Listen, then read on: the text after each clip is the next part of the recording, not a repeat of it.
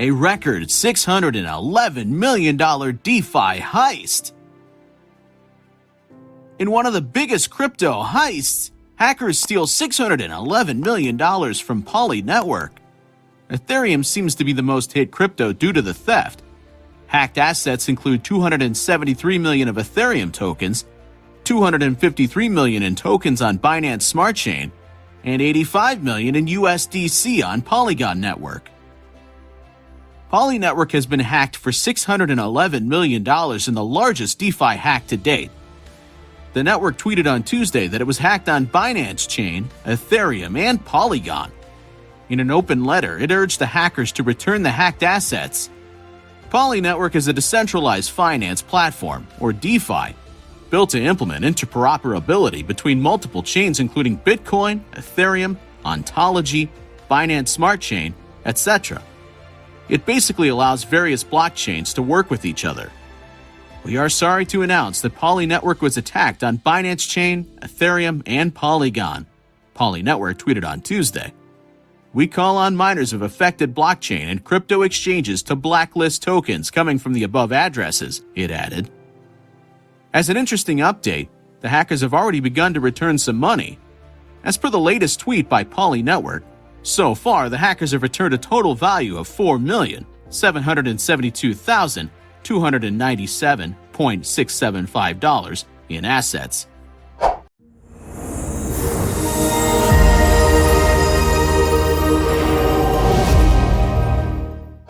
What happened?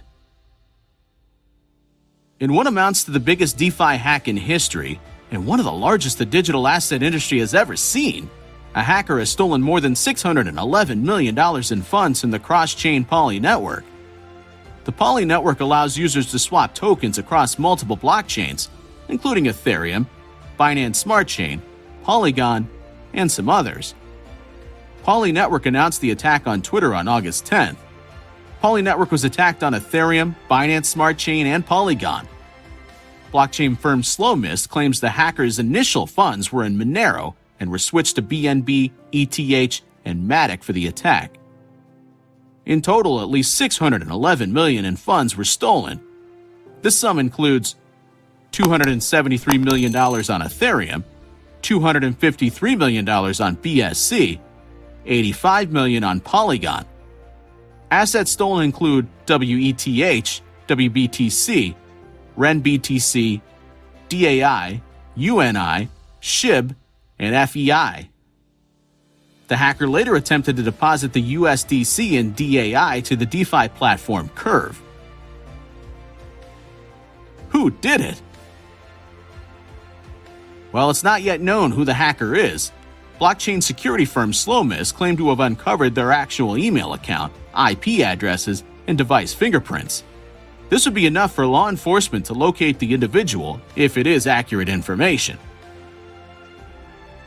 Polynetwork requests for the freezing of the attackers' wallets. Therefore, the notion that the decentralized network is free from manipulation or penetration could not be 100% true. Departing from the "it's all decentralized and nobody can do anything about it" narrative that the digital currency space lives by, Polynetwork pleaded with exchanges and miners to freeze the attackers' addresses and prohibit them from moving the stolen funds. Tether was one of the first to respond to the call, freezing $33 million worth of USDT on Ethereum just before the attacker tried to launder it through Curve. Binance CEO Changpeng Zhao stuck to the decentralization line and responded that nobody ultimately controls Binance Smart Chain. He claimed he would do what he could do, but no guarantees. Polynetwork also claimed that it would take legal action to recover the stolen funds. This is an interesting development in an industry that has so far been lambasted, criticized, and mocked by Dr. Craig Wright and others for taking the same approach to recover stolen funds and settle other matters. The attack is a wake-up call for tighter regulations. As tends to happen when massive events like this rock the digital currency space, armchair investigators from all over the world began researching the history of the attackers' wallets. Some noticed that it interacted with several centralized exchanges such as Binance and FTX. Is it possible that the attacker previously sent funds to or from KYC-verified exchange accounts? If so, this will surely lead to their downfall.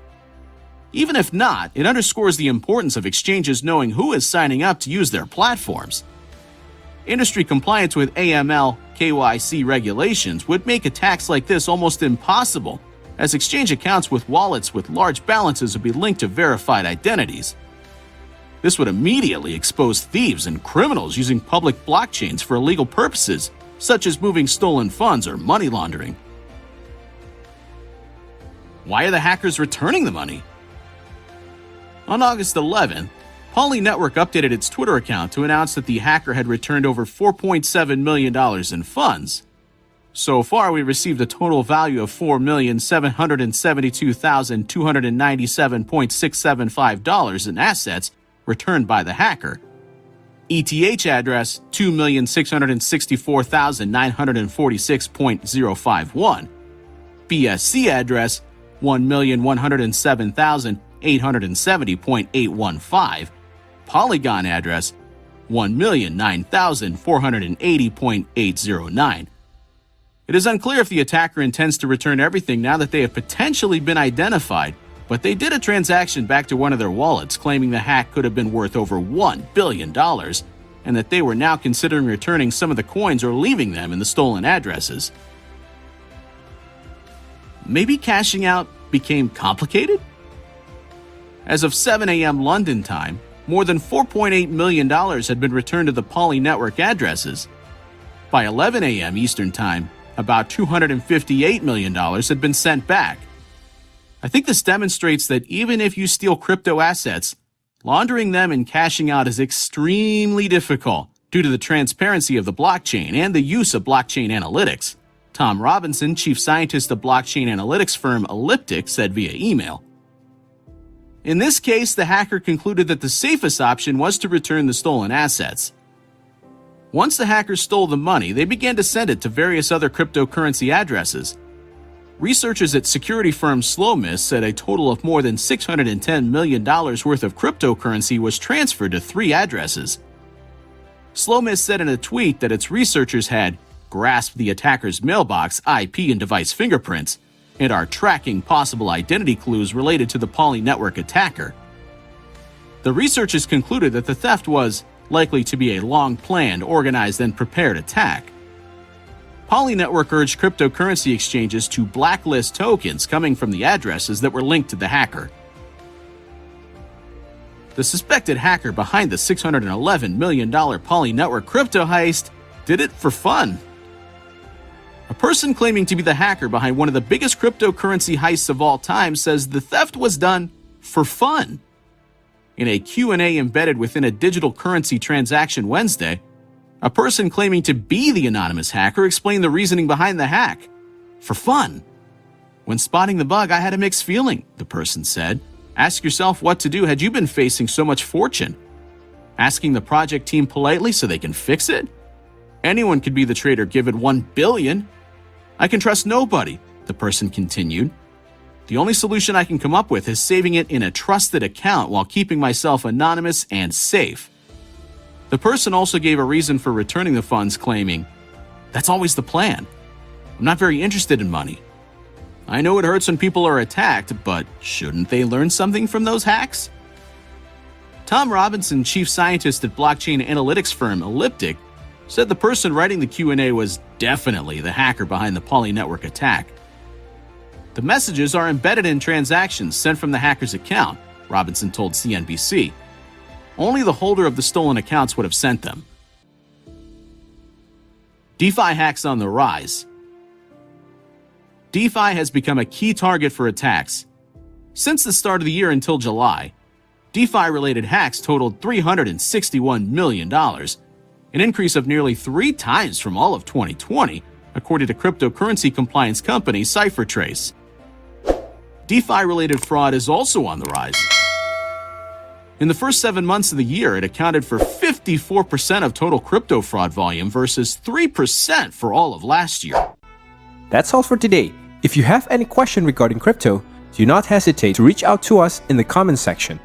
To continue enjoying more of our crypto videos, kindly subscribe to our channel. Do us a favor by liking, commenting, and sharing our content with friends or across social media channels.